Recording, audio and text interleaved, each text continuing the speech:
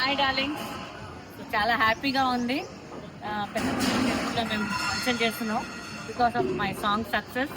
ఆ పెద్దమ్మ తల్లి దీవెన అందరి మీద ఉండాలని మనస్ఫూర్తిగా కోరుకుంటున్నాను. ఇలాగే మమ్మల్ని ఎంకరేజ్ చేయండి, బ్లెస్ చేయండి.